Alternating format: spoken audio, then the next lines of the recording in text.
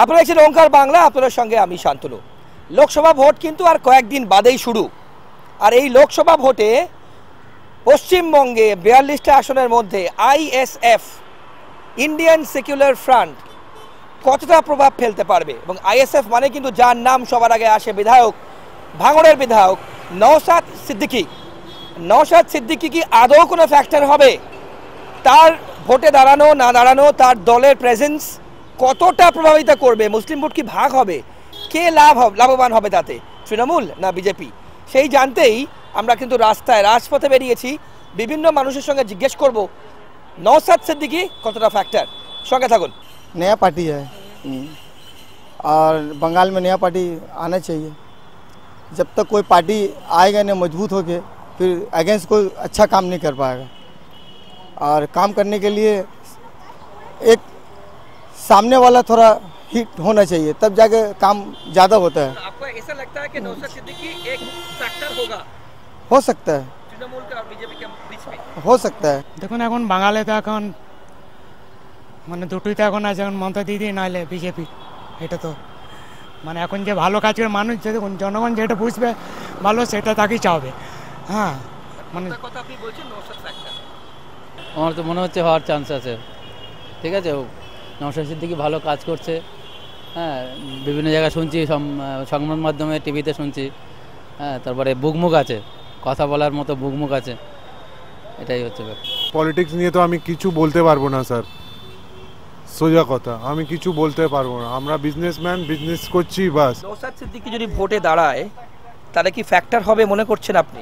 তুই বলবো, আমি জানি ভোটের ভোট কা মামলা में नहीं जानता। ওসবকে বাইরে পাঠিয়ে দিন, বাইরে। আমাদের এখানে একই ঘর, মমতা ব্যানার্জি জিন্দাবাদ জিন্দাবাদ, বুঝেছেন? নওশাদ সিদ্দিকী কেউ নেই। যদি ভোটে দাঁড়ায় কোনো ফ্যাক্টর হবে না। ফালতু ফালতু পাঠিয়ে দিন এখান থেকে, বাঙ্গাল থেকে ওকে পাঠিয়ে দিন। এটা কেন মনে হচ্ছে আপনার? কেন, কি কাজ করেছে? ওরা যা পীরজাদা আছে, ওরা বলে পার্টি আমাদের পীরজাদার লোক, পার্টি দাঁড়িয়ে থাকবে না, তাহলে ওরা পার্টি করবেন। তাহলে এটা কি কোনো ফ্যাক্টর হবে? আইএসএফ যদি ভোটে দাঁড়ায় নওশাদ সিদ্দিকী কে ভোটে ফ্যাক্টর হবে কি? ফ্যাক্টর হবে আর কি, এই টিএমসি হবে, এসে বলুন। টিএমসি হবে আর কি। হ্যাঁ? ফ্যাক্টরটা তো বলছেন।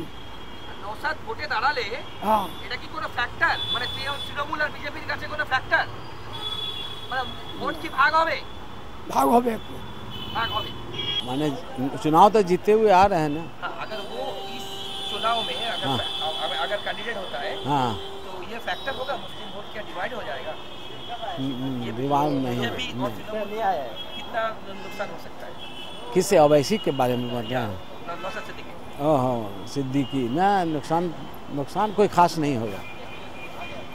जो देता है तृणमूल को तो तृणमूल को देगा, जो बीजेपी को देना है वो इसको देगा। नुकसान नहीं है, वो कोई खास फिक्सर नहीं। हाँ, वही बात है, जो सही बात है।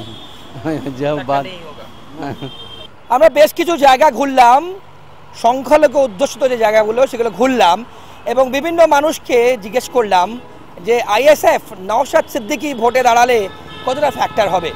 বেশিরভাগ মানুষ বললেন ফ্যাক্টর হবে। তারা বলছেন ভোট কিন্তু ভাগ হতে পারে।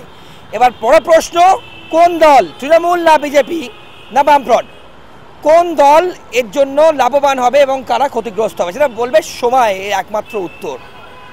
আমাদের সবার নজর থাকবে 4 তারিখ 4 জুন, যে আইএসএফ নওশাদ সিদ্দিকী যদি ভোটে দাঁড়ায়, তার দল কিংবা তার প্রেজেন্স কতটা অন্যান্য দলকে সুবিধা কিংবা অসুবিধায় ফেললো, কারা লাভবান হলেন, কারাই বা লুজার হলেন।